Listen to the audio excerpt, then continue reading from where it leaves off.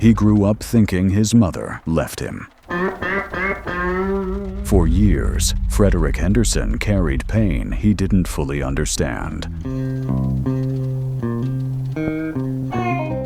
But the truth behind his childhood was deeper than he ever expected. Rolling thunder. From abuse, confusion, and survival, to farming, recycling, truck school, and finding purpose. Why don't you hear me wonder? Ooh.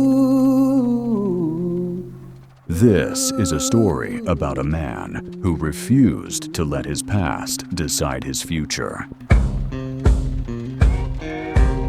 This is Frederick Henderson on The AZ Show.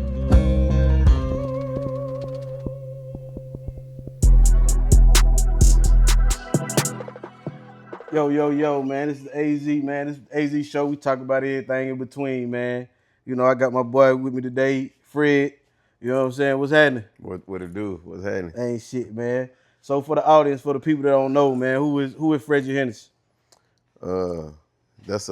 That question is like an onion. You know what I'm saying?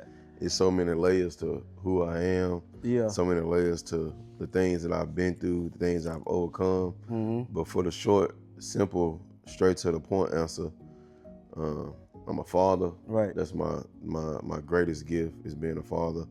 I was born and raised in Memphis, Tennessee. Mm-hmm. Spent most of my time in Memphis, Tennessee. Did a little bit of time in Milwaukee, Wisconsin, but Memphis, Tennessee is my stomping ground. That's why I was born and raised. Okay.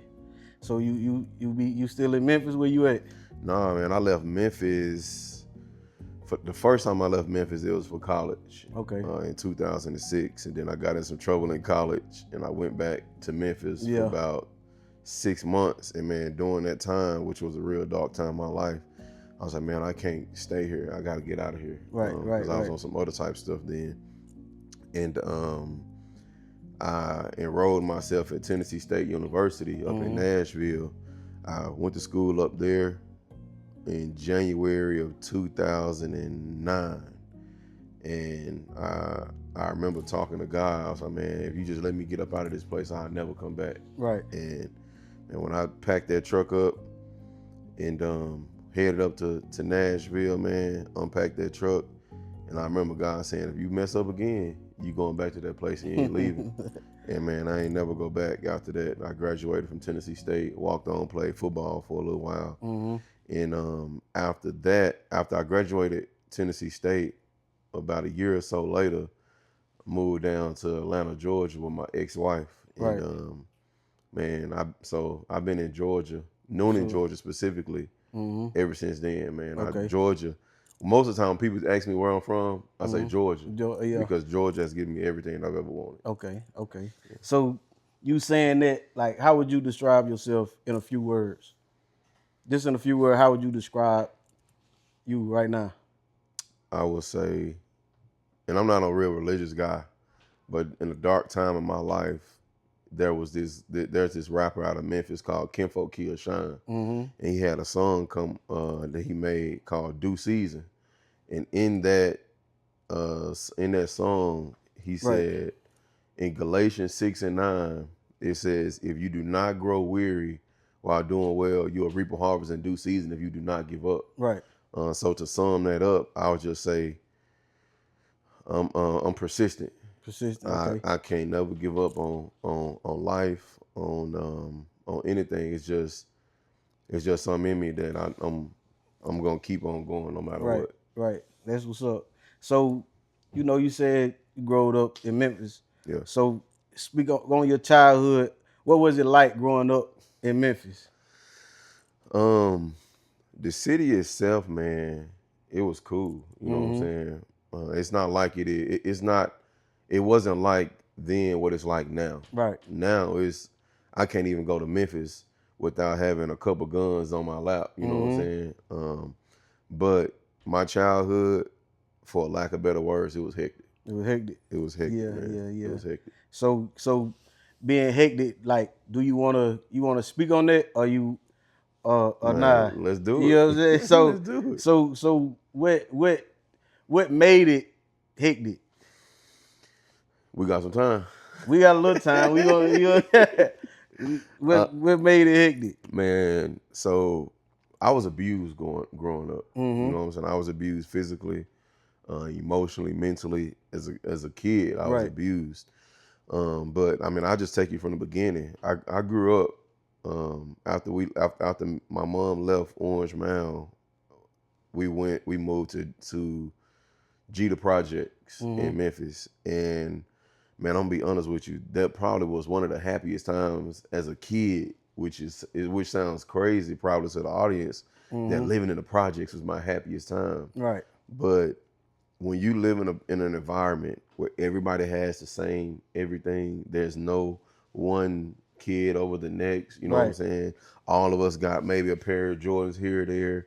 We went to school looking halfway decent. You know what I'm saying? Now, if you compared us to the kids in the suburbs, yeah, our lifestyles are completely different. But I was a happy kid at that Right. time. You know what I'm saying? My mom loved on me. But things took a turn, man, when it was one time my mom we was finna get ready to move back to Milwaukee, Wisconsin. And my mom had my uncle at the house watching us. And I remember it was cold outside. It was during the wintertime. We was finna move back to Milwaukee. And my dad pulled up and my uncle woke me up. I came downstairs. We left out of the project. I'm standing in the driveway and I ain't had no coat on. And my dad sitting in the truck. He's like, "Man, you cold?" And I was like, "Yeah." And he said, "Man, get in the truck. We're gonna wait on your mama to get here." And we jumped in the truck. He pulled on the street. And he said, wait, y'all finna move or something? Y'all finna leave? And I was like, "Yeah, we finna move back to Milwaukee." And then he was like, "All right, we're gonna sit here and wait on your mama to get back." My mama my mom was not there when he got there. My mom was at work. So he said, "We're gonna wait on your mama to get back from work." So my mom pulled in, my dad rolled down the passenger window. I'm sitting in the passenger seat, but she can't see me because it's dark outside. And my dad's windows was black. He trying to call her to the truck, and she wouldn't come to the truck. She went in the house. I remember watching her take bags out of the back of it was like a teal hatchback Cavalier. Um, he said he called her to the truck. She wouldn't come to the truck. She went in the house, closed the door. He said, "Man, we're gonna wait for another 5 minutes. If she don't come outside, we leave." I'm like, "All right, cool." So she ain't never come back outside, and we head out to East Memphis where he lived at. And I remember, man, that night when my dad, it was just me and him at the house, but he was married to a lady that had 2 kids at the time. And I remember us sitting on the floor, and it was during that time where Pizza Hut had them big long ass pizzas. They used to call them like a foot long, a yard or something. But it was a long ass pizza, man. And I sat in the living room floor with my dad. We were eating pizza and stuff. And then I went and got in the bed. And I remember that night him bringing me the phone, and he was like, "Hey, Fred, man, somebody want to talk to you." I'm like, "All right." I grabbed the phone, but I was still like asleep. And I remember a voice of a lady asking me some questions, but I can't remember what my response was. And my dad was like, "All right, man, here, you give me back the phone." And I gave him back the phone. But that night was the last time I saw my mom for years. And I remember being at my grandmama's house, and he came through the door. He sat on the couch, and he sat me in front of him. At the time, man, I probably was about 7, 8 years old. And he said, "You want to live with me?" And I was like, "Yeah, I guess. I don't know." And he said, "Well, you gonna live with me from now. Your mama left you." And I was and I can't remember what I felt like as a kid. You know what I'm saying? But growing up, that kind of fucked with me a whole lot. I used to say, I hate my mama. I hate my mama. I hate my mama because from the age of 8 to 33, all I knew was my mom left me. Right. You know what I'm saying? So one night, man, and I'm finna fast forward, but we'll be able to go back. I'm on the phone with my sisters. Well, I was on the phone with 2 of my sisters. I got 6 siblings, 6 brothers and sisters. I'm the oldest. But my mom has 5 of us. and I was on the phone with my first sister and my sister under her, Right. Dee Dee and Jazz, and we was on the phone. I forgot what we was talking about, but one of my sisters was like, "Dee Dee, I don't know why you so crazy about Mama. She left 2 of her kids." And then I was like, "Yeah, like the fuck, she left me with my dad, and I ain't see her for a long time." And then my sister that was right up under me, Dee Dee, she said, "Why the fuck you keep saying that, Frederick? Mama didn't leave you." And then I was like, "Yes, she did. My dad had told me she left me. Y'all went back to Milwaukee. Da da da da." And then she was like, "Nigga, you wasn't there. You wasn't there watching her cry every single night, saying they stole my baby. They stole my baby. You weren't with her going down to the police station, making police reports and saying that they stole you. You weren't there. Her going down to the courts to defects, hearing them saying that they stole my baby." And I was like, "What?" I'm talking about, man, that shit hit me like a ton of bricks, because for 27 years, from 8 years old to 33, my dad had been hearing me say that I hate my mom. Mm-hmm. And so I was like, "What?" And then she was like, "Yeah, that's the truth." And then I was like, "Hell no." And then she said, "Well, whatever, believe what you want to believe, but you need to stop saying Mama left you, because she didn't." Right. I said, "All right, I know who I'm finna call." I said, "I'm finna call Valerie." Valerie was my stepmom that my dad was married to at that time. Mm-hmm. And then she was like, "What the hell she know?" And then I was like, "She gonna tell me the truth." And I hung up the phone with them, and I called Valerie, and I was like, "Hey, Valerie, I'm finna ask you something, and I want you to tell me the truth." And then she was like, what, Fred, what's going on?" I said, "Did my mama leave me, or did my dad steal me?" And at first she was like, "Frederick, I don't know, man. I don't know." And then I said, "Listen, Valerie, I already talked to Dee Dee. Dee Dee told me X, Y, and Z." And Valerie was like, "Frederick, your mama did not leave you. She tried to get you for a long time, but your daddy kept moving you from house to house to house. So every time the police would show up, you would never be at the house where they think that you was at." And then That's crazy. and then after a while, she said, after a while of trying to get you back, your mama did just say, "You know what, he with his daddy." You know what I'm saying? And she went head on and left. Mm-hmm. But that was never the story I was told. The story I was told was she left me. Right. And he had been hearing me say all these years that I hate my mama. Right. You know what I'm saying? So to this day now, me and my dad don't have a relationship at all. Right. And I've told his wife that he dead to me. And if he die, I ain't going to his funeral. You know what I'm saying? Because he severed the relationship that I had with my mom. You know what I'm saying? Which caused so many other issues in my life. With not knowing how to love, not knowing how to accept love. Yeah, but it's tough, boy. You need to take a break. You take you a break I'm because, good. damn, boy. But man, it and like me when me and you talk and we have conversations about the shit that you go through with My baby mama. your baby mamas. Right. That's why I can feel it. Right. You know Right. what I'm saying? Because I understand what those kids feel. Right. Right. Right. Because It's deeper than just, you know what I'm saying? Yeah. this is that's why I tell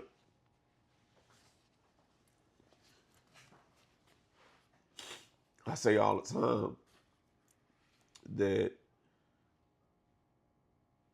some women and some men are evil as hell, because how can you put your own desires over the kids? Right. Right. You know what I'm saying? The kids are innocent, you know. Damn right. And even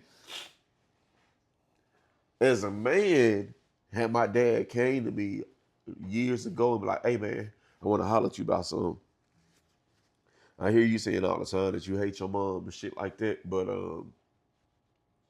what I told you at the beginning is not the story. Right. I just told you that because, To have my way. well, not even to have your way, but I told you that because I didn't feel like you would understand what I was trying to do." Okay. You know what I'm saying? Yeah. Your mom didn't leave you. I took you from your mom because I felt like you would have a better life with me. I Okay. could have respected that. You know what I'm saying? But to hear me say from 8 years old to 33 that I hated my mom because she left me, you had so many opportunities, you know what I'm saying, to tell me fix that. the real, you know what I'm saying? So to this day, I mean, it's not even just that why I don't fuck with him. It's several other things, but I remember, man, when my dad left that stepmom and got with who I call mom, this lady named Marie Brady, she used to tell me all the time that she was the first woman that ever showed me love outside of my biological mom, right? She used to say, son, you see that? And she'd be saying, looking at my dad, that's a perfect example of what not to do. You know what I'm saying?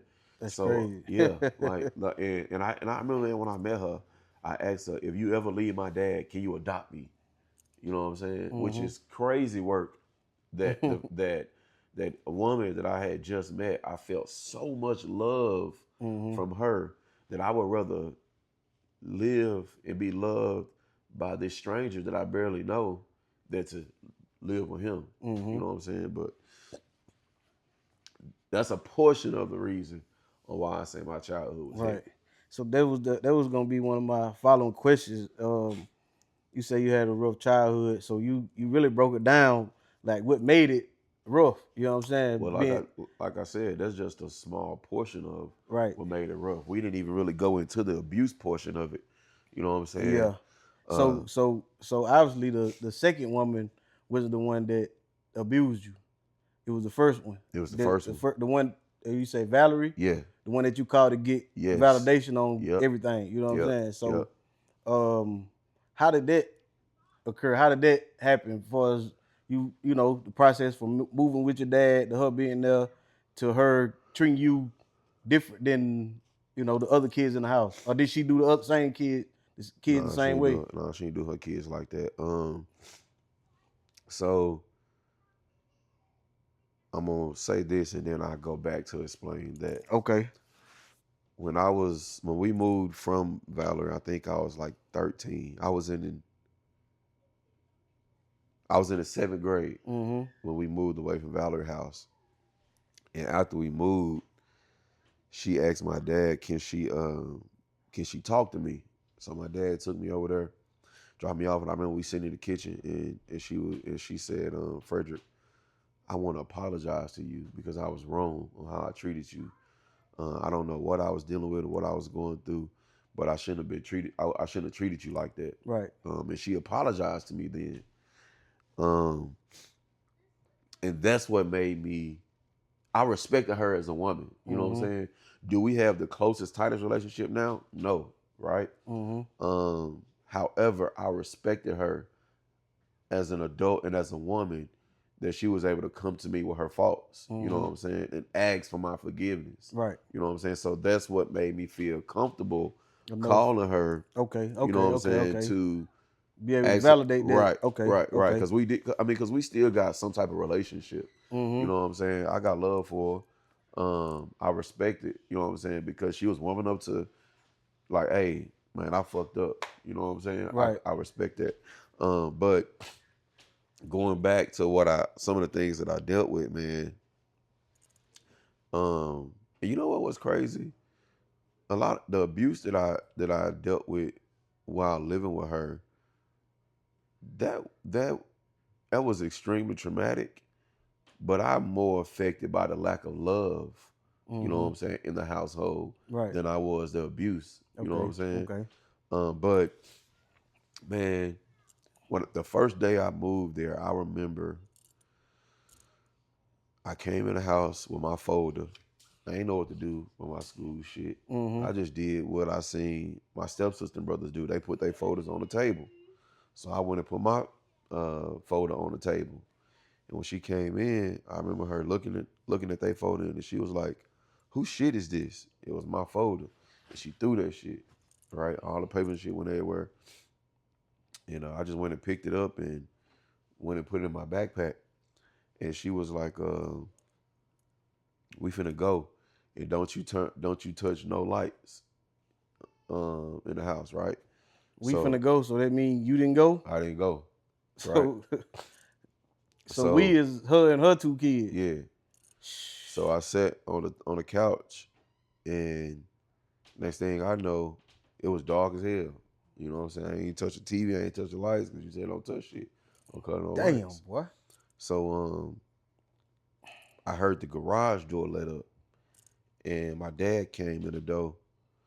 And he said, and he walked in the living room. He cut on light. He said, "Man, what the hell you doing here?" He said, "Why you in the dark?" I said, "Valerie told me don't touch no lights." He was like, "She left you?" And I was like, "Yeah." And he whooped her ass that night.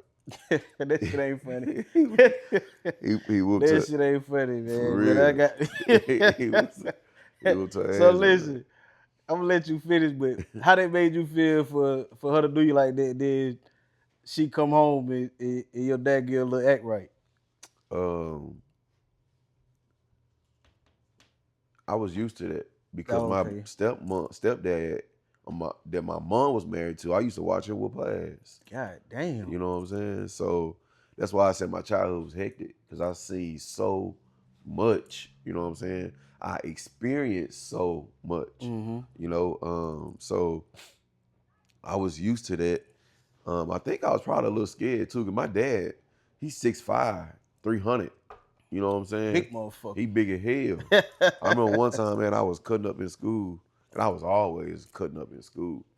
And he took his fist and he put it on my, like, right here. He said, "Man, you see how big my fist is?" He said, "You keep on cutting up in school, I'm gonna knock your ass out." That shit ain't funny. But shit, I was a young nigga from the project, so none of that shit really didn't scare me. Right. I remember my uncle, man, who I idolized, he was in jail my whole goddamn life. And he died in jail in 2008 when I was in college in Tennessee. And I remember him telling me, man, when I was a young nigga, that, man, just do what the hell you want to do. Right. He said, because, yeah, they going to whoop your ass, but the ass whooping only going to last for a few minutes, but you done had the joy of doing what it is that you want to do. Right. So just do it. If you want to do it, just do it. Yeah. And I swear to God, that's how it stayed with you. To this day, I'm going to ask for forgiveness before I ask for permission. Yeah. You know what I'm saying? Yeah. But, yeah, that's like one of the things she did, man. I remember one time, man, my dad took me over my grandma's house, my mama's mama. And when I got back, I remember her coming. I was laying in the floor in our room doing my homework. And she came by the door with the cordless phone, the house phone. And I seen the light was green on the phone, so it seemed like she was on the phone. Right. She was like, "Yeah, he here, but he doing his homework right now. I have him call you back." So then she go hang up the phone. She come back in there and she was like, "What you tell your folks?" I'm like, "What you mean what I tell my folks? I ain't told them nothing." I guess she was talking about, had I told them that I had been being abused or whatever the situation is. And I was like, "I ain't tell them nothing." And I kept saying I ain't tell them nothing because I ain't tell them nothing. Right. You know what I'm saying? And man, she took this stick that it's just wrestler back in the day. They used to have, I think it's called a pogo stick, or it's like a stick that they used to have in a library that they hang newspapers on. Okay, right? I know you're talking about. Yeah, she had one of them, and motherfucker, and she thought I was lying. Right. You know what I'm saying? But I ain't lying. So I kept saying I ain't said nothing. So that's her conscience eating at her. She knows she doing you wrong, and but yeah, go ahead. And she was like, "Open your mouth." And I opened my mouth and she was jamming a motherfucking stick down my throat. Man, get the fuck out of here. I was on my kids. On my kids, bro. God damn, boy, you never told me that. Yeah, bro. That shit crazy. My childhood was crazy, bro. Like, I remember one time, man, we was riding down the street. God damn. On our way to football practice. And she told me, "Frederick, why don't you just run away? Like, life would be so much easier without you." And at this time, I'm probably about 9, 10, you know what I'm saying? And I was like, "I don't know." You know what I'm saying? Sitting in the back seat. But man, it was dealing with that was traumatic. You know what I'm saying?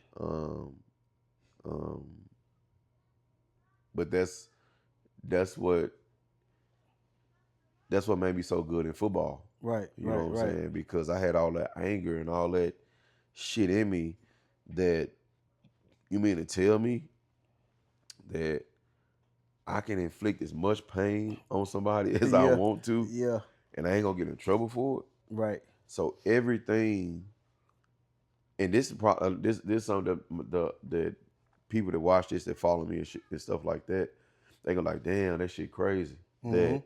That's why he was so good at football. Right. Is because he was dealing with all that stuff at home. You know what I'm saying? Yeah. And then basically football was just an outlet for me to get all of it out of me, which I didn't realize that that's what I was doing at the time. But being an angry kid, and then I get in a position where I can inflict pain on somebody else, it was just a release. You know what I'm saying? And she wasn't the only one that abused me. My dad used to abuse the shit out of me too. Yeah. You know what I'm saying? I remember one time, man, we my dad used to have this truck called an Isuzu Rodeo. It was a rodeo. Yeah, it was a SUV. And motherfucker was black, and all the windows were blacked out. And he had some thump in that motherfucker. I'm talking about thump in that. And but coming from where I came from, the projects, shit, that shit was cool. I liked around my dad. He got that thump going crazy back there. But her kids weren't used to that. So one time we was on our way to a Little League football game. For whatever reason, Valerie didn't go right with us. But my stepsister and brother came with us. And I remember her coming to the truck, though, to my dad's side, the driver's side, and was like, Eric, don't be playing the radio, the music like that. They ain't used to all that. You know, I started laughing, right? And they was in the back seat. And I look in the back like, here it come, right? You want to see that reaction? Fucking with it because it's cool to me. I want my head to be rattling crazy with the bang because that's what I grew up. That's what I was around. That's your excitement. Yeah, that's what I was around. Right. You know, with box Chevys and Capri Chevys and stuff like that with speakers all through them. That's what I was around in the projects. You know what I'm saying? Right. That's what it was. It was what it is. What it was. Right. Damn right. But they weren't used to that. So we got to ride down the road, and I turned around. I messed with my stepbrother. I was like, "Here it come, here it come." And my dad was like, "Man, don't look back there no more." I was like, "All right." So I'm looking forward, and out the blue, he said, "Boom!" Like punched me in the side of the face, and then I looked at him. He's like, "Why you keep looking back there? I told you not to look back there." And he just kept sticking me, bro. When we got to the field where we played at that day, my shit was on swole. And I remember the guy name, I don't know if he's alive or not right now, but his name was Mr. Brevard. He was our trainer. Right. And I got out of the truck and I went to get ready to play the game. And he looked at me, he said, "Man, what the hell happened to your face?" I said, "My daddy hit me." And he said, "Man," he made an ice bag. And he said, "Man, put this on your face." And I put it on my face. And my dad seen it. And he said, "Give me that shit." And he took the damn ice bag and threw that bitch across the field. And damn. Yeah, so I mean bro, I could go on and on with the shit that I experienced as a kid, bro. It was I mean, but I ain't gonna it was rough. But I can say that that's why now life can't break me. You know what I'm saying? The things that I go through, sometimes it's hard, but I always tell myself that it ain't harder than what I've been through already. You know what I'm saying? The things that I deal with ain't harder than what I've been through already. So I can, you know what I'm saying? I don't want to say I can put on blinders and ignore everything, but that's where I say I'm resilient. You know what you asked me at the beginning of the podcast. Like I'll just keep on going because I've been through so much as a kid. So you imagine dealing with that as a kid and putting all of that inside of me and being able to survive that and survive seeing my mom get beat up all the time. Right. That little not having enough money or whatever, it can't break me. You know what I'm saying? I mean, I give you a story on I see my mama getting beat up. We was living in Milwaukee, man, and I woke up because I heard some screaming, and I went to the top of the steps, and at the bottom of the steps, man, my mom was laid up against the wall, and her legs were open, and my stepdad was just kicking her in her vagina. I'm talking about kicking her hard as hell. And I heard him saying, "Where my pager? You got my pager? You got my pager?" And she was just crying, saying, "I ain't got it. I ain't got your pager." And the ambulance came in, and I remember when my uncle got out of jail, the one who I was telling you about. He told me by this time we had moved back to Memphis, and he was like, "Man, if he ever put his hands on your mom again, you get a knife and you stab his ass in the back." Well, this specific time, my uncle had them went back to jail, and we was in the projects in Memphis at this time, and they got to fighting, and my mom had a sink of some dirty dishes, and I seen this knife, this butcher knife. I went in the sink, I grabbed that motherfucker, and I'm finna walk to stab him in his back, but my sister seen me, and she told my auntie that was there, and my auntie made me put the knife up. That she took the knife from. So hold on. So all these people in the house, it was letting this shit go on? Me, my auntie, my sisters, my mama, and my stepdaddy. My uncle wasn't there because they probably. So I'm saying, so your aunt, that's that's my mama's sister. So she was there every time that this was happening? She used to get her ass whooped too. I watched her. Shit. I used to watch her. I watched her pull a gun out on my on my little cousin's daddy and pull the trigger, but I guess somebody had took the bullets out of it. And when I was watching that, I had my arms around her baby daddy, pulling him, saying, "No, don't hit my auntie." And I remember watching the whole her, time she got down. And she trying to shoot that nigga. Yeah. Damn, boy. And he left, and she was like, "Somebody touch my gun. Somebody touch my gun." So it was a lot of shit. I done saying so much shit. You know what I'm saying? I've been through so much shit. So looking back, how did your childhood shape you to be the man you are today? You know, I know we still trying to get somewhere. You know what I'm saying? But like right now, today, you know what I'm saying? Like, how you feel like your childhood shaped you to be who you are right now? I give you one word, bro, and it ain't no good word. That word is damaged. Damaged. Okay. Damaged. Yeah, that's deep. It's a lot of people that's damaged, but they don't speak on it because they too prideful. You know what I'm saying? You done spoke on, a lot of your childhood, and everybody's childhood ain't the same. Right. You know what I'm saying? But everybody got to find that place where they can speak on their childhood, because if you scared to speak on it, you're not gonna never grow. You know what I'm saying? So you keep holding in. If you held all that shit in, you'll be done killed a motherfucker. 2, 3 motherfuckers. You know what I'm saying? Like, you gonna hurt a motherfucker just because somebody hurt you. Yeah. You know what I'm saying? So I definitely get that. And I mean, my childhood wasn't like yours, you know what I'm saying? But it was tough, you know what I'm saying, to make you that dog in you. You know what I'm saying? Right. You know what I'm saying? You Right. like a lot of people see you, especially me. You know what I'm saying? Smiling, happy, lucky, whatever. But you know what I'm saying? This shit'll go real crazy, real quick. You know what I'm saying? So that's why I keep a smile on my face, because the other side, you know what I'm saying, it'd be ugly. So that's how me and you spoke, and the person that you are walking every day. You would never know. You know what I'm saying? Right. You will never know that I've been through the stuff that I've been through until you piss me off. Yeah.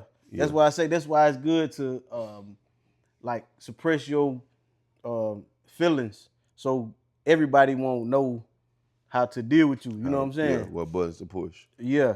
So man, you talked about it. We're gonna go on, but it's like, as a man, we have to put our feelings to the side. You know what I'm saying? Because feelings, it's like that. Temporary. It's gonna be 5 minutes, 10 minutes, and then that shit gonna be out of here. You know what I'm saying? You know how many motherfuckers could be in jail and done killed the motherfucker because how I feel right now? Yep. You know what I'm saying? If I react to how I feel right now, mother would be like, this motherfucker's stupid. Yeah. You know what I'm saying? and I'll tell you, like, to hit on that word damaged, is I'm damaged because what I've been through as a child, I have not fully healed from it. Right, you know what I'm saying? Right. Like, I say this all the time. I say that in life we go through life collecting what I call trauma trash, Mm-hmm. and basically it's all the traumatic things that you deal with going through your life. You put it inside this trash bag. You put it inside this trash bag. You put it inside this trash bag. Mm-hmm. And I don't know about anybody else's community, but in the Black community, we were never taught, and barely still taught to this day, to deal with your traumas, right? Right. So we collecting these traumas as we going through life, and we meet somebody else, which may be our spouse or whoever it is, and they also got trauma trash. Right. And now we come together and we start butting heads with each other, and that bag get a rip in it, right? Mm-hmm. And then a little bit of trash come out here. You keep going, a little bit come out here. Mm-hmm. But both of y'all trash is leaking. Right. You know what I'm saying? And then eventually shit hit the fan and that trash explodes. Right. And now you got both of y'all trash everywhere. Right. You know what I'm saying? When had we been taught as kids, or not even as kids, but yeah, as kids, but as younger adults, like, hey, go to therapy, Mm-hmm. right? And deal with your traumas that you've been through. Right. And a lot of times in our community, which I hate this, they say, oh, just pray about it. Just pray about it. Yeah. Yeah, you fucking pray about it. But God gave people gifts to help people through traumas. You know what I'm saying? Pray about it shit, I feel like, I mean, ain't no wrong with praying about it, but I feel like it's sweeping under the rug. Pray about it and leave it alone. Right. When Instead of calling the motherfucker out right on how they did or what they did, you know what I'm saying? So, but like, so speaking on that, your trauma, you damaged, whatever, you know what I'm saying? And after I say this, I want you to, you know, talk to the audience. It might be a kid, it might be somebody that's coming up, like, you know what I'm saying, like you came up, you know what I'm saying? But do you feel like you should reach out to your dad and just tell him how you feel? If not, why not? Just you know what I'm saying? Like, if it's trauma, that's the only way you might be able to get over it. Even if y'all don't agree, just you know, tell him how you feel. He might come at it another way. You know what I'm saying? Yeah. So I just say that because you said your trauma. So it's gonna be hard to get over something that you don't, you know, face head on. You know what I'm saying? Yeah. So that's a great question. And to answer that question, I started going to therapy a few years back. Okay. And my therapist told me, she said, I want you to write your dad a letter, right? Okay. And get everything and how you feel out. Put it in that letter. And then before she can even finish, I said, I'm not sending it to him. And then she said, you don't have to send it to him. The exercise is not for you to go to him specifically and tell him how you feel. That's not what the exercise is about. Okay. The exercise is about getting out everything you have in you that was traumatic to you out of you. Right. And she said, I don't care what you do with the paper after you get it out of you, but just getting it out of you. Right. That's the portion of the healing. Right. Okay. And you can burn it. You can send it to him if you want to send it to him. You can throw it in the ocean, whatever you want to do. But writing it out is what helps it get out of you and heal you. And I did that, you know what I'm saying? It was a pretty long letter too. But so I wouldn't say that I have 100% healed from it, from what he did to me, but I won't say that I'm not healed at some portion, right? Right. I know I've healed a shit ton because I used to have dreams of killing him. Right. And after I wrote that letter and started going to therapy, I stopped having those dreams. Okay. You know what I'm saying? So I feel like the work that I've done up to this point, I'm okay. You know what I'm saying? Now, but that don't mean like a lot of people feel like when you forgive somebody, then you have to forget everything that happened, and you go back in the vicinity of that person, and y'all be buddy. Don't work not like that. that's not necessarily forgiveness or healing. Right. It's just being able to get it out of you where it does not affect you like it used to. Right. Like it used to affect me to the point I used to have those dreams of harming him. Mm-hmm. Well, after I got it out of me, I stopped having those dreams. Mm-hmm. I can go around him now and I can be cordial, but that don't mean that we cool. Right. You know what I'm saying? Right. I can speak, hey, what's good? Yeah. And keep on moving. Mm-hmm. You know what I'm saying? So I say, like, this is what on my mind. So if you gave Valerie a chance to apologize, why you won't give your pops a chance to apologize? Because I feel like he's never been sincere in anything that he's done. Okay. You know what I'm saying? I feel like he's a crooked, evil person. Okay. You know what I'm saying? Even to this day, he's supposed to be in the church. Mm-hmm. You know what I'm saying? I don't feel like that he, based off the things that I know that he still do, mm-hmm. you know what I'm saying? I feel like he's a fake. Okay. You know what I'm saying? So okay. It's like if I've given somebody, because I've given him several chances before I got to that point for us to be tight, you know what I'm saying, to develop a relationship. And every time he showed me a flaw, you know what I'm saying? Okay. I'm from Memphis, right? And Yo Gotti got this song, man, off of The Art of Hustle that he said at the beginning of the song that rule number 1, never underestimate the enemy. Rule number 2, when a man show you a flaw, believe it. It's a flaw. Right. You know what I'm saying? So, and I don't know if that's everywhere, but in Memphis, that's real. You know what I'm saying? That's in life. That's real everywhere. Yeah. If somebody show you a flaw, why would you keep giving them an opportunity to do some slime stuff? Yeah. You know what I'm saying? You delusional. You keep like at some point you have to love yourself enough to be like, you know what? Hey, you cool, big dog? Yeah. But I ain't fucking with you. Yeah, I ain't fucking with you. You know what I'm saying? Yeah. Move around. Right. Green bean. Right. And that's just how I feel about that situation. I don't care if you my mama, my dad, I don't care. Mm-hmm. It's my job to protect me. Mm-hmm. And after I give you so many opportunities to be a dad, to be a father, and you fail every single time, right? Then at some point grace runs out. Even with God, grace runs out at some point. You know what I'm saying? The Bible says forgive but don't forget. Don't be a fool.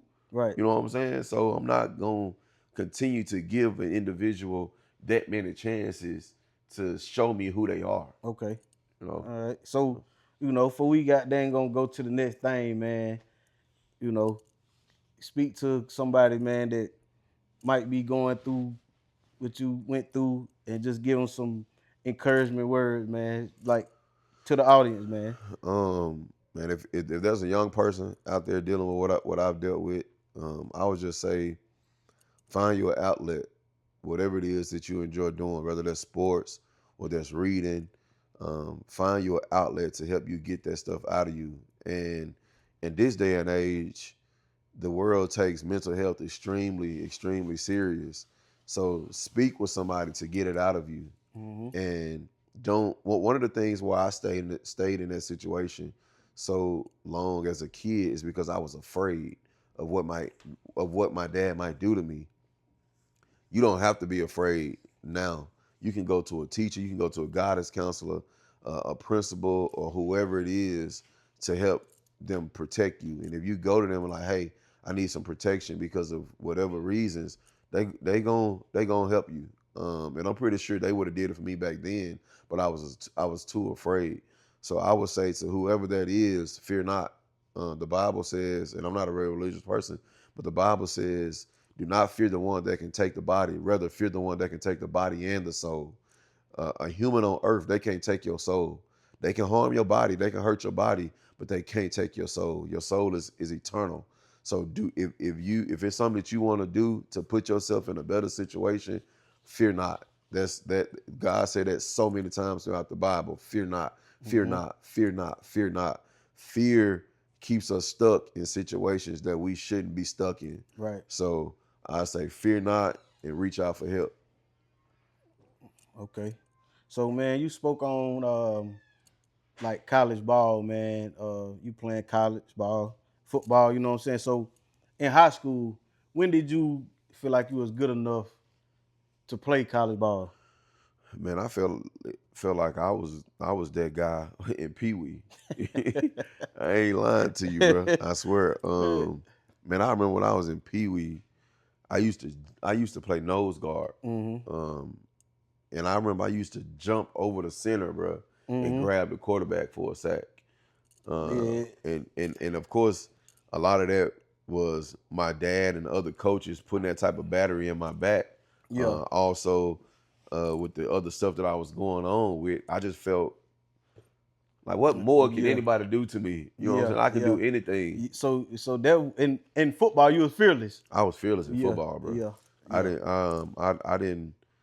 didn't fear nobody when it came to football. Yeah. And I'm not saying I was the greatest player ever. Right. You know what I'm saying? Nah, but I can hold my own. You gotta have that dog in you on that field. Yes, I had a crap ton of dog in me.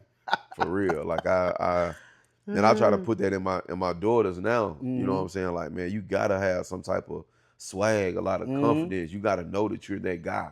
You know what I'm saying? But in high school, starting out high school, I really wasn't that good in high school because I tried to go play wide receiver. Because man, growing up, bro, goddamn, the skills positions, they really was, you know what I'm saying? Yeah. And they treated linemen like slob. Yeah, like slob. Yeah. You know I already know. And I wasn't no damn slob. Like I was that guy. Yeah. You know what I'm saying? So I tried to play wide receiver my 9th grade year in high school. And I remember my dad used to tell my coach, Maurice Harris, like, Coach, that boy ain't no wide receiver. He a defensive end.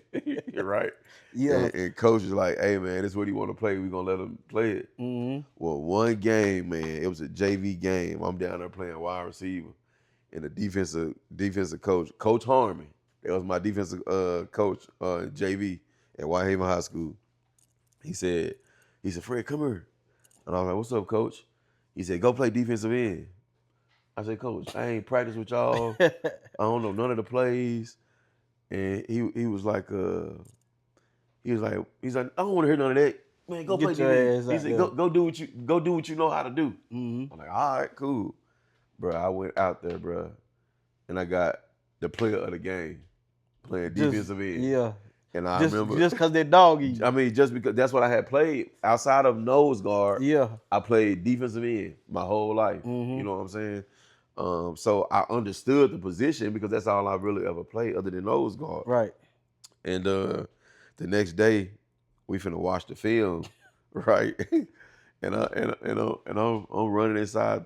I'm running down the little outside walkway to go inside the office or room, and the head coach at the door, he said, "Nah, you on defense now." Shit over with. Yeah, it's over with. It's over with. So my 9th grade year, I did pretty good. I played JV, but my 10th grade year, I took a senior spot at defensive end. Oh, he was booty, wasn't he?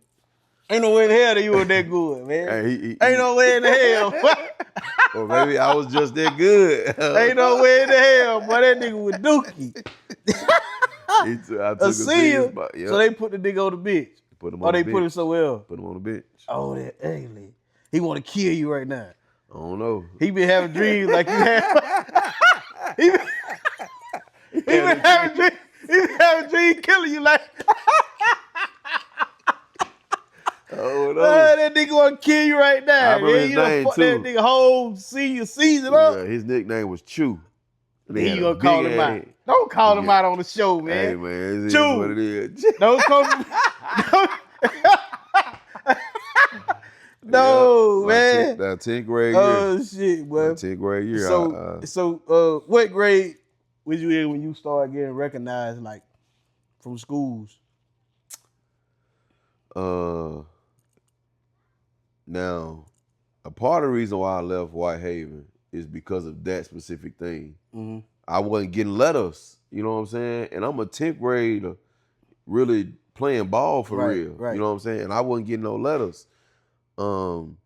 And we always were losing the second round of the playoffs. Well, the school that I was supposed to go to was Melrose High School.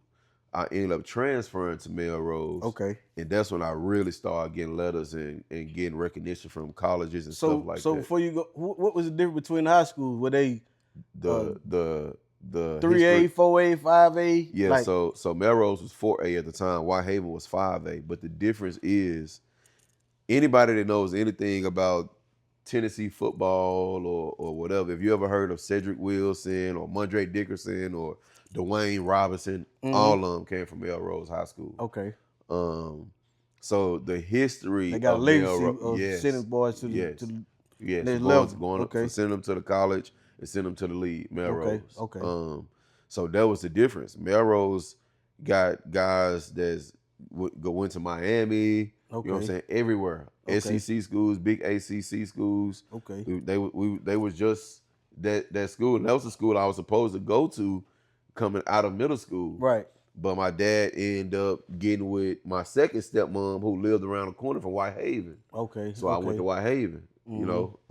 But my 11th grade year, he ended up transferring me to Melrose. Right. And I played ball at Melrose. And man, since there's so much lights already on Melrose, all I had to do was do what I had been doing. Right. And the colleges came. Right. So you came straight in, you took somebody's spot then over there too?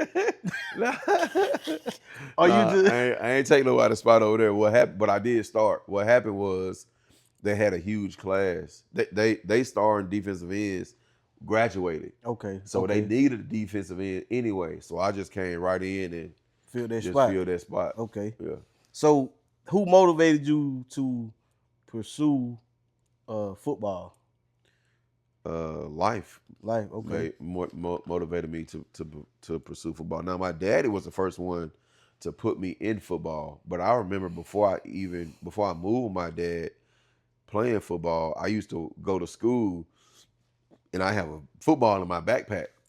You know what I'm saying? So it was something I was always interested in. Right. But he was the first one to put me on the football field. Okay. You know, but yeah. So I hope that answered the question. So are you glad that he put you in football? Absolutely. I mean, I'll say this, bro. I don't hate my dad. I feel like there's certain things that he did that really helped me. Putting me in football saved my life. Okay. Period. Because otherwise, I would have been like my uncle. I would have been dead or in jail, one of the two. Because I remember when I was a youngin, talking on the phone with my uncle in the penitentiary, and I'd be like, man, I want to be in there with you. You know what I'm saying? And that was before I turned 8. Right. I was a real young dude. Right. So putting me in football gave me like a sense outlet. of purpose and outlet. You know what I'm saying? To pursue something other than the streets. Okay. You know, but that's part of the reason why I used to always get my ass whooped. Because I was so bad, bro. I'm telling you, if I did not have football, I would have been dead or in jail. Right. And it almost happened when I lost my scholarship and went back to Memphis in 2008. Right. I was on some other type stuff then. You know what I'm saying? So yes, so you got an offer. Who you got an offer from, and then what school did you go to? So I got several offers. I had an offer from Central Arkansas. University of Arkansas was looking at me. Memphis was looking at me. Kent State was looking at me. I actually got a handwritten letter from LSU, which is my favorite college to this day. But what happened was I passed the ACT too late. So all those big schools that really wanted me, they was like, hey, ain't no reason for us to keep holding on to this kid. Yeah, he good, but we can just go get somebody else with the grades. Already right. You know what I'm saying? Okay. So by the time I passed the ACT, I only had 2 schools left that was looking at me, and that was Kent State University, but they didn't want me to play defensive end. They wanted me to play linebacker. But they was looking at another kid that played middle linebacker. Okay. So they went head on and just took him due to the fact that he's already in that role. In that position. Yeah, and then the last school was Austin Peay State University. They gave me a full ride playing defensive end. Okay. And then when I got in trouble at Austin Peay State University and lost my scholarship, that's how I ended up back at home. And then I went to Tennessee State. So how you lose your So first, how long did you stay at Austin Peay, and how did you lose your your scholar? I stayed at Austin Peay for 2 years. I actually played. I was a true freshman. Mm-hmm. I played there, and the end of it was the spring, I think, of my sophomore season. I tore my ACL, right? And I'm going through rehab that whole year, and I'm about finished with rehab. They finna release me to start back playing ball. Right. And this chick we used to call Cross 212, she was a little toss junk, right? Mm-hmm. She had a car, she had an SUV, and she was coming through the campus, and all the football players, they went down to her car. And I was standing up on the balcony, and I said, I'm gonna go down there. I went down there, and all it was on the passenger side. Well, I went to the driver's side so I can talk to her. But they was just too loud and doing too much. So I said, you know what, forget it. So I'm walking from her driver's side door, and I got to the front of the vehicle, and some said, Fred, look up. And I looked up, and she gassed that junk. And I spent back, and she hit the back of my leg. God and damn. I snapped. We were just coming from the cafeteria, and I had a bowl of ice cream. First off, I'm wrong because I shouldn't even have the damn bowl of ice cream because I'm not supposed to be taking the utensils out of the damn cafeteria. Yeah. Right? Well, when she did that, I just flashed on all the hell that I had went through with rehabbing my knee and how she could have messed it up again. Man, I walked through the entire campus till I found her, and she was sitting inside of her truck. She said, "What you finna do?" And I took that damn bowl of ice cream and I smashed that bitch through the back windshield, through her back window. And of course, the police got involved and all that, and word made back to the head coach. And I was always fighting and getting in trouble and stuff like that on campus. All that shit led up to. Yeah, yep. And so he was like, "What I tell you is gonna happen if you got in one more trouble. I was gonna take your scholarship, right?" And I was like, "Yeah." And he said, "Well, I'm sorry, but we ain't renewing your scholarship. We're taking your scholarship." And he took my scholarship, and I went back to Memphis. So how they made you feel? Did you care? Man, hell yeah, I cared, bro. It was like one of the most. There was a dark time too. You know what I'm saying? Because that thing that I had done my whole life, I wouldn't say that he took it away. I took it away. Right. Based off my actions. And I think before I go forward on that, I think it's imperative that young men and young women, but since I'm a young man, I'm speaking to the young men, that you find a mentor, not just a mentor that you like, but somebody that you actually, a male role model mentor that you respect. Because when you respect that individual, you don't want to let them down. So you'll listen to them more if you truly respect them and you don't want to disappoint them. So I think it's imperative to get a male mentor role model if you're a young man, because they'll steer you in the right direction if they have any sense themselves. Right. But he took the scholarship, and that hurt me. I was like, wow. I didn't know what I was gonna do really after that.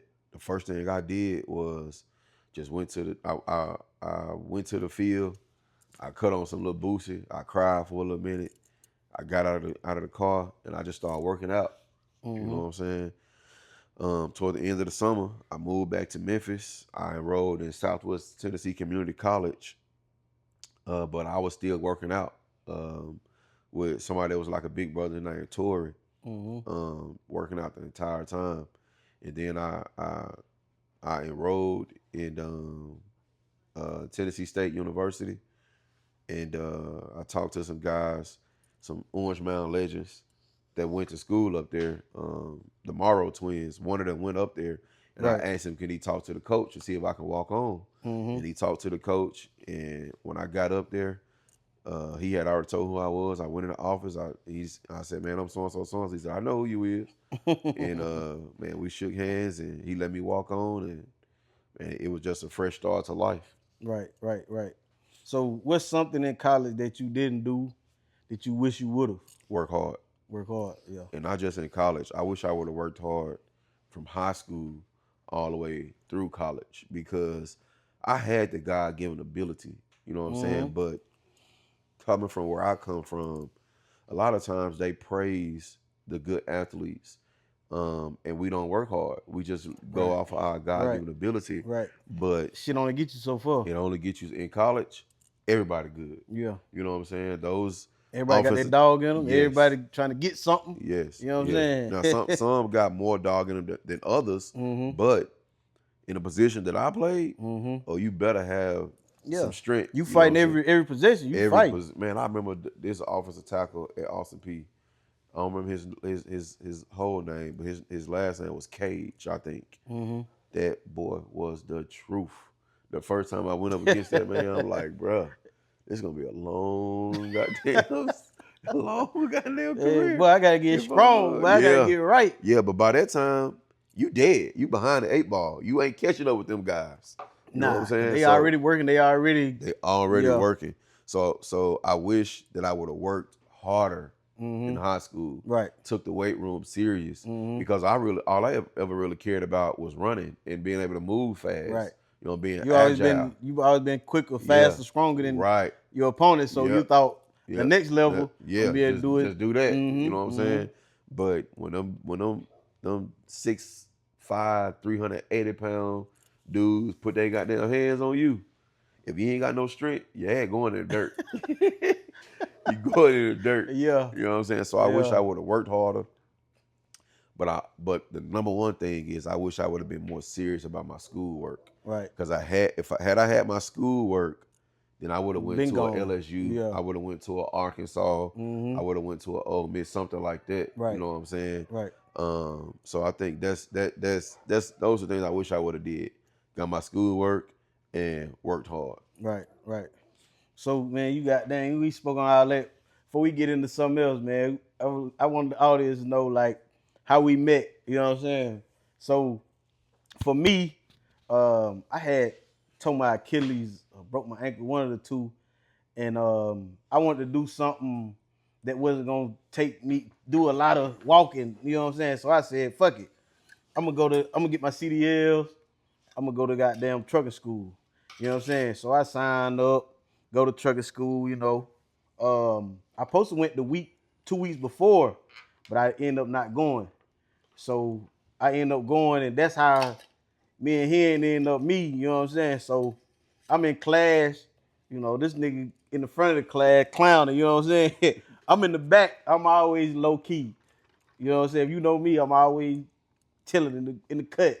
You know what I'm saying? He in the front, arguing with the teachers, talking about all kind of shit, you know what I'm saying? So I'm back there like, man, this nigga don't shit the fuck up. You know what I'm saying? I'm trying to learn some shit. You know what I'm saying? So anyway, man, that's how we met, man.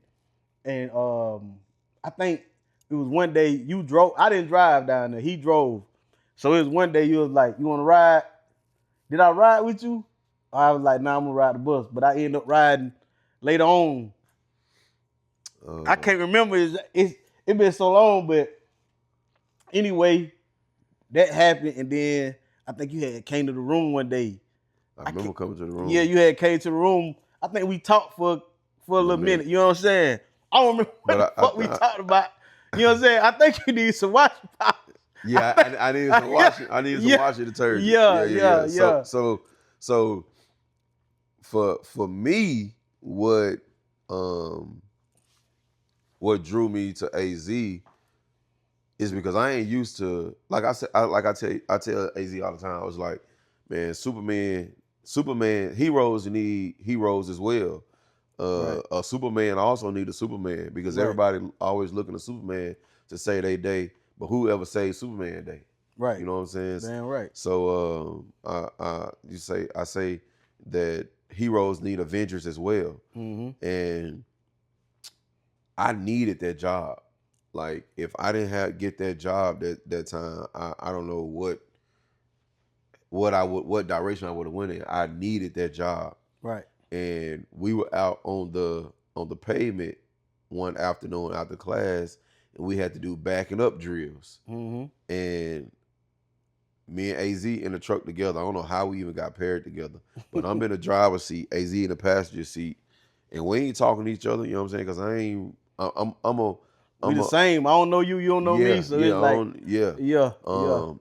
and I wouldn't say that I'm a people person either. I'm cool, but I'm not no people person. If you say something to me, I'm gonna respond back in whatever manner I need to come at you. But I'm in that passenger seat, man. I needed that job so bad. Yeah, I mean, I was in the driver's seat. I was in that driver's seat. I needed that job bad. And before we jumped in the trucks, the guy said, if you hit that barrier when you backing up, you going home. Man, I'm backing up, and I don't see the barrier. I guess AZ seen the barrier. He said, "Hey, bro, you finna hit that barrier." And I hit on brakes, and I was like, "Damn, boy, I sure don't appreciate that, because I needed that job then." And to me, I'm like, "Damn, dude, cool," because he ain't had to say nothing. We don't know each other. We ain't got no relations with each other. He could have just stayed quiet. You know what I'm saying? But even the simple facts, I'm big on the small details. The simple fact that he was in that driver's seat actually paying attention to what I was doing to keep me from messing up, it kind of drew me to him, because he could have been doing some other stuff. He could have his mind could have been on what he was dealing with at the house at that time. Right. But in actuality, he was actually paying attention. And I'm like, damn, I appreciate that. So me extending the olive branch to him, like, bro, you want to ride? Was just my appreciation of him saving me from going home that day. You know what I mean? From that point on, it was... Yeah, we were cool after that. Yeah. You know, we ran the motherfucking school after that. Yeah, we did that. We did that. Motherfucker ain't gonna believe it, but yeah, man, hey, Mobile, if you watching, man, I kept... man. So Mobile was a little dude, man. He was a little short dude that went to school with us at TMC. And I'm gonna let you tell the lie. Go ahead. Mobile, we on the bus, and Mobile ain't never said nothing to me in the whole class. And I forgot what we were talking about. Oh, we were talking about what me and the teacher had said and at the class, and us. Yeah. We gonna put on football pads and we gonna line it up. Yeah. And AZ gonna turn around and ask Mobile, did the teacher say he was gonna lay his ass out or something like that? And Mobile was like, yeah, he said that. And I said, man, shut the fuck up. You don't know shit. But I mean, it was because Mobile ain't saying shit to me the whole class. What you speaking on what we got going on now? Man, you fuck with Mobile because you look. No, hell no. Hell no. But Mobile did piss me off. Mobile said he ain't like black girls. So I'm like, all right, I don't trust him. Hey, yeah. Why he say he like black girls? He said because they stink. Like, boy, you out your damn mind. He say they ass stink. Yeah, that's what he say. They ass stink. Yeah. Oh, Mobile with hell, but school good. And I'm gonna say, man, since I've been an adult, I ain't never like befriend another adult. Like, you know what I'm saying? If I don't know you coming up, I ain't fucking with you. So me and him, you know what I'm saying, it's the same thing. You know what I'm saying? He coming and talking to me, and I'm like, I'm trying to get to school shit, man. I ain't fucking with nobody.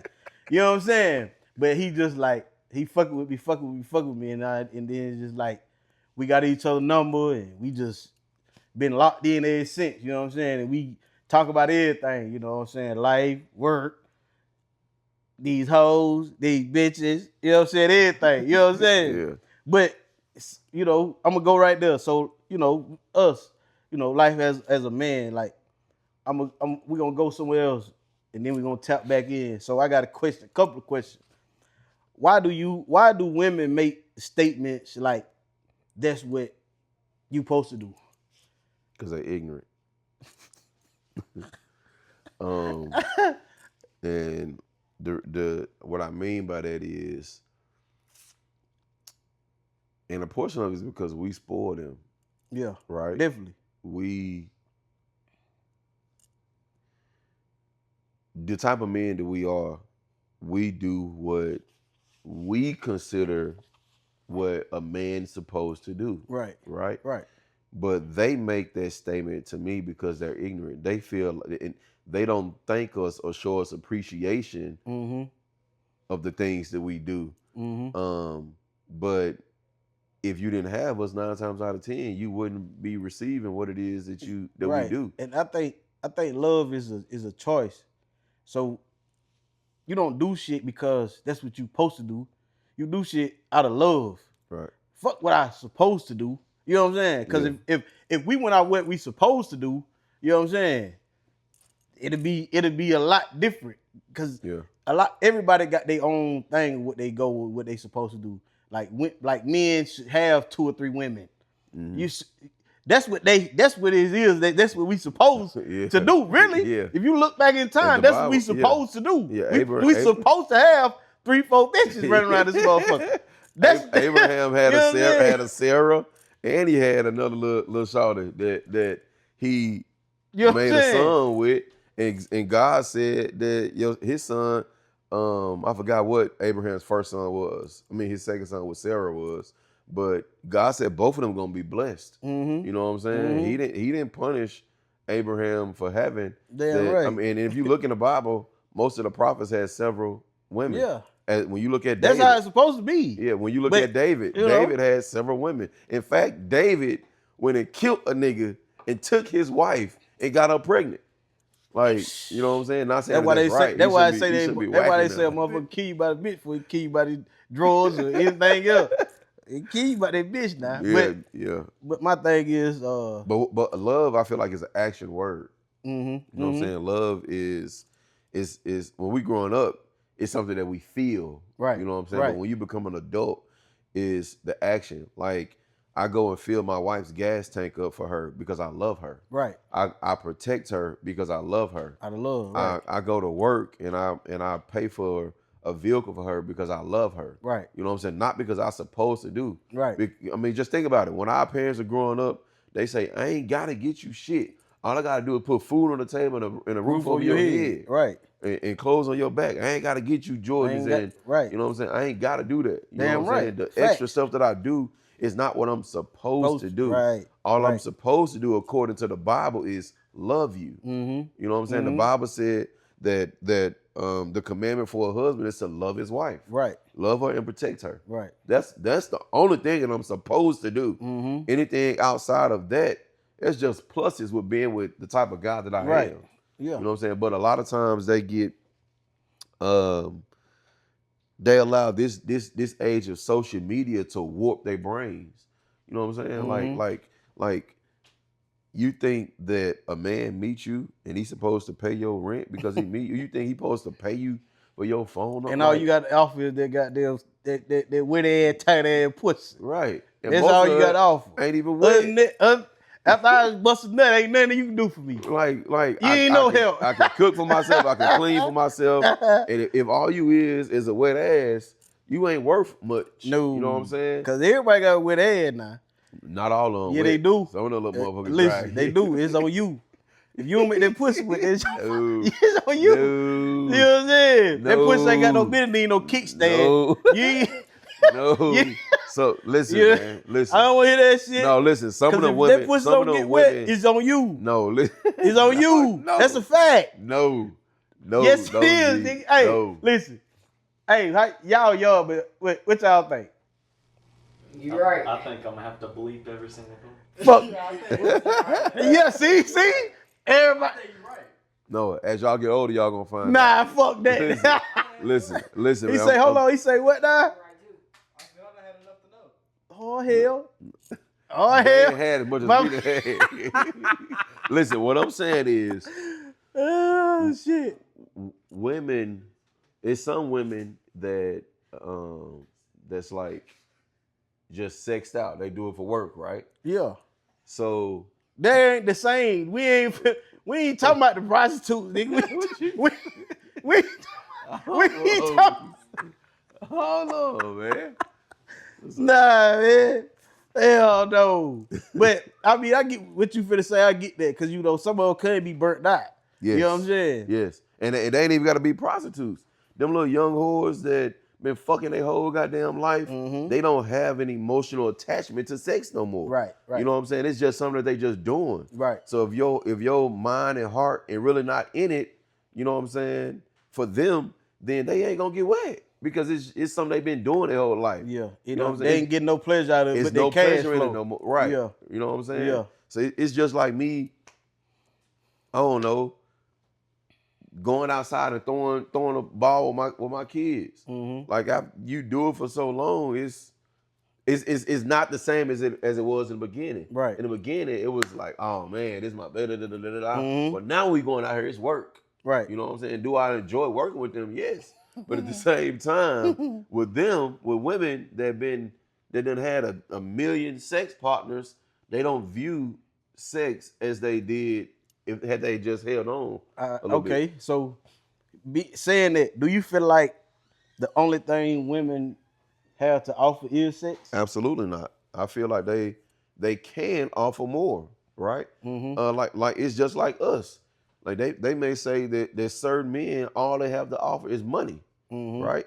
But they can offer more if you train right, Mm-hmm. right? And what I mean by that is the sex portion is just like a cherry on top. But a true woman is one that when you have had a rough day, she ain't got to ask you a million fucking questions. Mm-hmm. She can feel and see that you are troubled and know how to stroke you the right way to have you calm down. When you say stroke you, do that mean sexual, or are you saying? No, I'm not talking about sexual, man. I'm just saying for the audience, you know, so they might be saying, no, you know what I'm saying? Stroke you can mean, like for me, if I come home and you see or feel my energy is off, being able to understand, like, you know what, something ain't right with him right now. And I'm not finna go ask him 1,000 questions on what's going on. But what if she just say, what if she just come eat that dick up? They gonna make it better. Nah. You telling a damn lie. No. No. That nigga lying. No, I'm telling you. That nigga lying. Listen, bro. When I'm mad, nigga. When I'm mad, bro, I ain't. What you mad for? It might, Saying 9 that she times did? out of 10 is money. Man, listen. I get that, but ain't no way in the hell I'm finna have a bad day. Man, you come you goddamn pull that goddamn dick out. You just freaked out. Eat this son of a bitch up. You just freaked out. I'm gonna be out. I figure out You tomorrow. freaking hell. No. Listen. No. This shit real. If I done had a bad day, I ain't really thinking about no sex, man. Just give me some time. Let me decompress. You know what I'm saying? That can be a form of stroking me to help me get back into the mode or who I need to be for the family. You know what I'm saying? Making sure the house clean. Right. Making sure that you look good when I come home. You know what I'm saying? Making sure what? Hold on now. I said making sure she look good when she come home. Like, so that's what that is. If you don't want to be bothered, what the fuck? Why you care about how she look if you don't want to be bothered? But I'm asking, why you care about how she gonna look? Because that can help me calm down. Like I come home like, damn, baby look good as hell.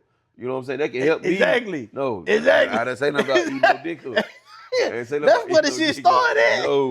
No. But just being a man, to get back to the damn question, to helping, like, not having conversations all the time about bullshit, but having conversations about the future for you and your man. You know what I'm saying? How you plan on contributing to that future. Not just being a lump on a log and letting him go out and do all the work, and you just enjoying the fruits of that labor. You know what I'm saying? But actually putting in your input, like if you see, let's just say you might see a book or something that that he might be able to benefit from with dealing with his emotion or whatever. Buy him that book, like, hey babe, I bought this book for you. Maybe you should read it. Like anything. Man, go ahead that bullshit. You done talking about you having a bad day. You come to the house, babe. I got the book for you. No, the question that you asked me was how are women valuable other than just sex? That's what I'm answering right now. You just so freaked out. You still thinking about fucking. That's what it is. Listen. Ain't that's the question you asked me? Listen, man. How are women valuable other than sex? Ain't that the question you asked me? I'm standing on top of this motherfucker still thinking about fucking. Nah, you talking about a damn book. You need to chill out. Listen. So you telling me about the valuables of women. Okay, so boom. So are you switching the Nah, I'm gonna ask you a question. I ain't switching shit. I'm going, so listen. So if you having a bad day, right? You say you having a bad day, you don't want to be bothered. And you come to the house the house clean, she might be looking good, and she say, here, bye, get this book, bye. You're not listening. No, I'm just asking. You're not listening. No, I'm asking the question. You're not I'm listening. just You're trying to mix two questions. Nah, I'm asking. You're trying to mix Answer two that. questions. If she just say, okay, here, You trying to she mix looking two good as a questions. motherfucker, and she hand you the book, what you gonna do? You gonna handle her or you gonna read that book? You're trying to mix two questions. I'm asking the question. You're trying to mix when two she got questions. lingerie all looking good as hell, you done had a bad day, and she hand you First this off, book. I don't even care for lingerie. But I'm just asking. What if she buck ass naked then? And she say, babe, here go this book. I know you been having bad. I wouldn't got this book for you. Read the book. What you gonna do? What you gonna do? You trying to mix the question. Nah, bro. no the fuck I ain't. That's what you said. You said. No, I'm talking about. No. You Can you answer the question? Okay. You I asked me, you that. You answered how it. are women valuable other than sex? Okay. So that's You one of my answered it. answers. Get you Okay, you answered it. So I asked you a question on top of that. So what if she doing all this and got you a book? She buck ass nigga say, here, I go to the book. What you gonna do? I appreciate you gonna it, read babe. that book? I appreciate it, babe. And then what? I'm gonna sit there in my chair and try to calm down from what I dealt with in my day. Even though she buck ass nigga. Even though she buck You'll ass say nigga. appreciate the book, get on back through that. I see you. Yeah, because I'm mad. I'm upset. Like I'm not thinking about. I ain't like you. You freaky hell. Nah. You freaky hell, nigga. You got 6 kids. Listen, you freaky hell. listen, I tell you right now, it might take you a week to read that book. You right. But okay, so now I got this book. I can read this motherfucker later on today. I can read the motherfucker tomorrow. I can read this motherfucker the next day. Why I can't go ahead and bust you up for about 20 minutes right quick? Does that not make her valuable? That she saw something in that book that I can benefit from to lift me up, which will okay. Yes. So to answer that can help a woman become valuable. By building her man I didn't up. disagree with that though.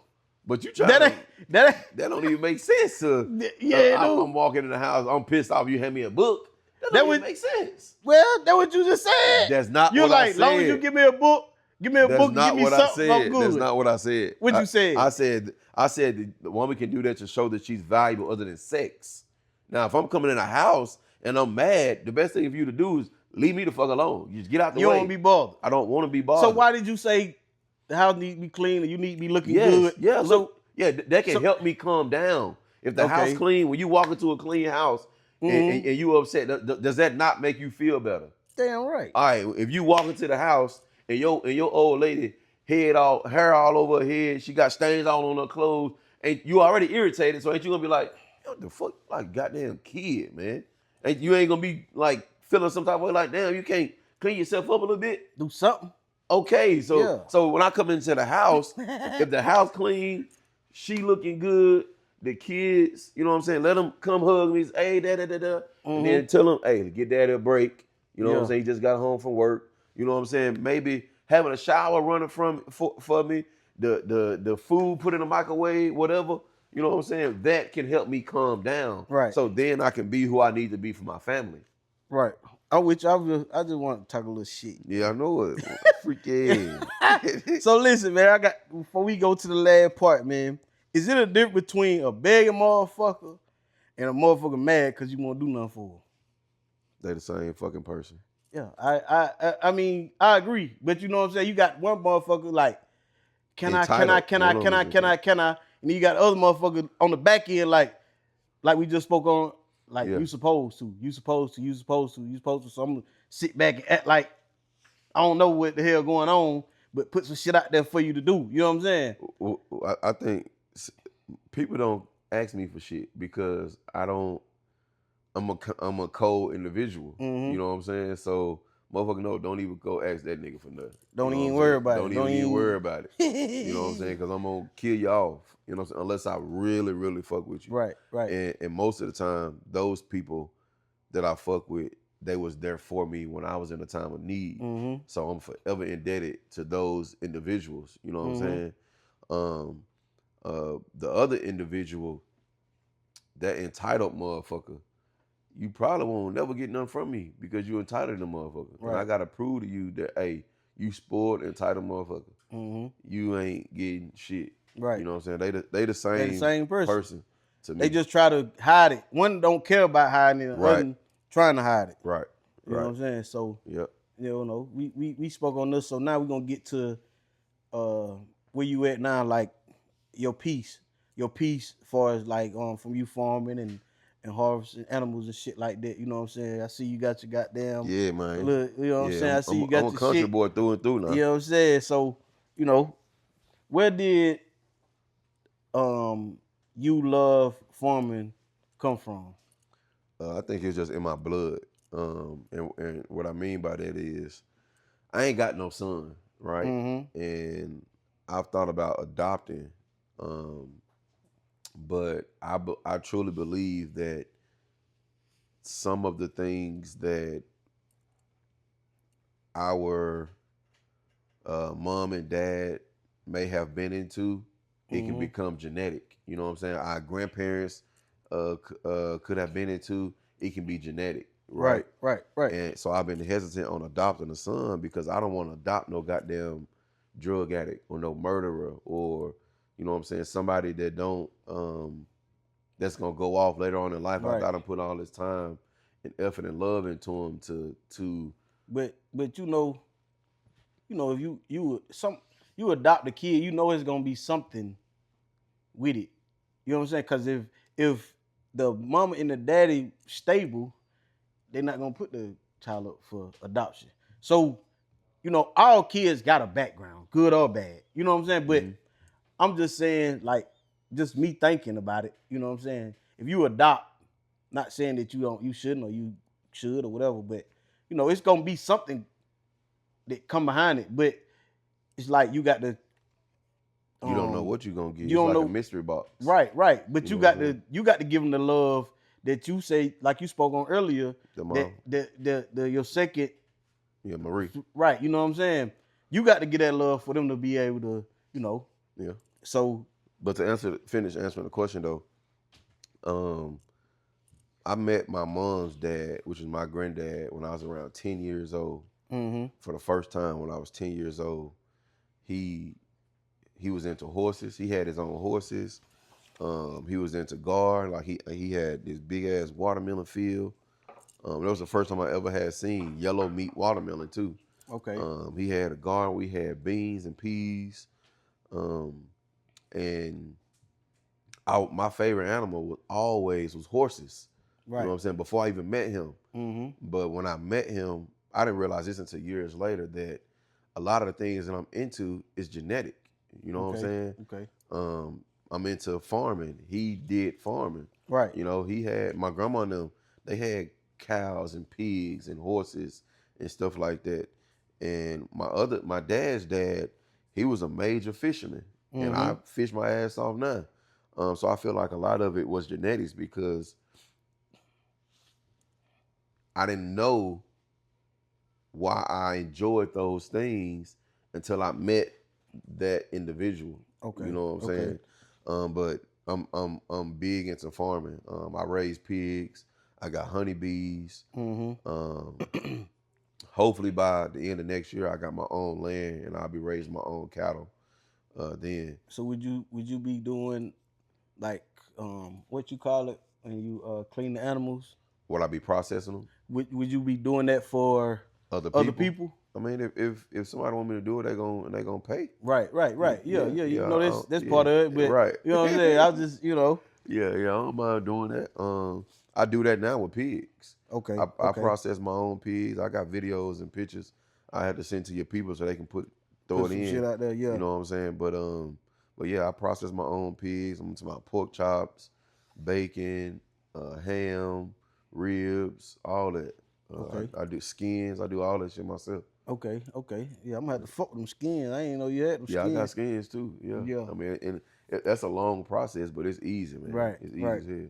So do you think more people should learn how to farm? Absolutely. I feel like a month or two ago, you asked me what was my calling, and I had been thinking about that for a while, and I think that my calling, man, is to teach people, specifically younger people, about agriculture and about farming.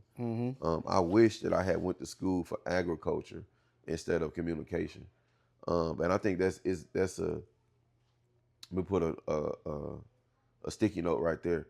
I think it's important for us as parents to really pay attention on who our children are and what their interests are, because they don't know that if they like to garden or whatever, or they like to be into the outdoors, that they should go into agriculture. But you as an adult, you can go on Google and figure that stuff out and put them in the places where they need to be. Right. You know what I'm saying? My 7-year-old daughter right now, she loves to build things and she's very artistic. So me knowing that goes hand in hand with architecture, I'm putting her in different type of programs for her to go ahead and explore on that. Right. And it's not just that. Anything that she shows me or that she say that she's interested in, I put her in, I introduce her to it. Okay. You know what I'm saying? Okay. If my parents had done that, I would have got my degree in agriculture, and I'd probably already be working with animals and soil and stuff like that, wildlife and things like that, because that's what I'm passionate about. Okay. So I feel like that's my calling, to teach, to put the younger generation, put the wildlife in front of them, take them fishing, teach them about farming, teach them about garden, teach them about soil, all that type of stuff. Okay. So being you saying all that, what's next for you? I got a few business things that I'm working on, but my biggest thing right now, man, is that farming. Okay. Getting this piece of land that I'm looking at. It's like 230 acres. Okay. And the dude want $2 million for it. Right. So I'm really just trying to create different streams of income so I can go and get the USDA loan to get that piece of property and, man, build a house on that property and allow my children to grow up there. Right. That's my biggest thing right now. So, you doing all this and, so where can people support or follow you through your journey? On Facebook, you can get at me at the Black Outdoors 5. On Instagram, it's the Black Outdoors 5. On those two platforms right now. I'm working on getting a Snapchat going, a TikTok going, and a YouTube going. So that's where they can find me at as far as that. So yeah, y'all go find it, man, and y'all need something, reach out to him, man. And so, the last thing, what is one thing you want the people to learn from your story? Like I said earlier, in Galatians 6:9, the Bible says, "Do not grow weary while doing hard. Well, you will reap a harvest in due season if you faint not. So don't give up." From the words of Kinfolk Kia Shine from Memphis, man, just don't give up, man. Whatever it is that you got on your mind, anything that you want to do not give up. Life gets hard, and it feels like the world is coming down on you. Just don't give up. Tap into a source that rejuvenates you, like myself, the outdoors, farming, the wildlife, things like that. Whenever I'm having a bad day or a bad stretch of luck, whatever it is, I go down to the country, man. I just walk through the woods, and by the time I come out, I just feel rejuvenated, where I can go and tackle the world again. So that's my biggest piece of advice, man. Do not give up. If you're going through some traumatic things in life, go see a therapist. Especially if you're a young individual, you can get therapy for free. Just, man, don't give up. Work hard and get therapy, man. Get help. Get help. I'm actually about to go back to therapy here soon with that same individual that I was going through therapy with years ago, because I felt like there's some things that's starting to rear up in me that I need to figure out. Like, okay, you need to deal with this because it can affect my kids. Right. And like, people always tell me, man, you're a great dad. And I say, man, the verdict's still out on that. I know if I was a great dad, when my kids grow up, they don't have to go to therapy. So seeing that and recognizing that and going back to get the necessary help to fix those issues, I feel like that's what a man's supposed to do, since we're talking about what men's supposed to do. Right. And even women, if you see a flaw in yourself, you're supposed to try to fix that flaw, especially if you got children. Because one thing my therapist told me, she said that an unhealed parent cannot raise a healthy child. So due to the fact that I'm not all the way unhealed, I see that there's certain things that I've done, said, or the way I deal with my daughters that can cause them to be unhealed. Mm-hmm. And that's one of my biggest things that I don't want my daughters to look at me and be like, Dad caused this trauma. Right. You know what I'm saying? Right. When I used to be, and I know we going on now, but it's just coming to me. Before I had my first daughter, man, I was terrified. I was terrified because I understood that this being's whole world, life, is in my hands. And the way, whatever I do, say, or move can affect them that in a way that can be everlasting for them in their life. You know what I'm saying? I never want to be that for my kids. So I'm about to go back through the work right now to help me heal through some more things so that I'm not putting certain things off onto my children. Right. So yeah, man. Before we get out of there, put this motherfucking hat on. Hey man, I'm big country boy. Put the boy. Motherfucking hat on. You got that bitch playing with the motherfucker. Hey, big country boy. You know what I'm saying? So I really do that. I really do that. So yeah, man. This is AZ Show, man. We talk about everything in between, man. I got my boy Hen. We out. And I'll be back.